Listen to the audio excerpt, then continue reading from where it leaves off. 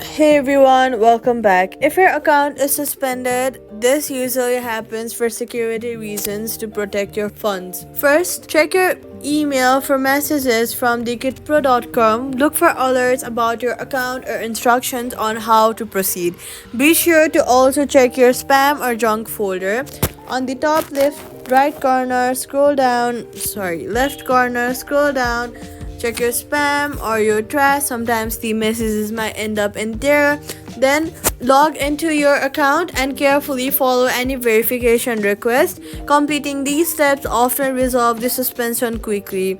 Then, if you don't see instructions or the issue is resolved, contact crypto.com directly through the in-app help center. Provide a clear description of the issue to speed up assistance. Submit any required documents or information as requested. Ensure your documents are current, complete, and eligible to avoid delays in review processes. Most suspensions are temporary and are lifted once the account review is complete. And that's it. Subscribe for more quick fixes.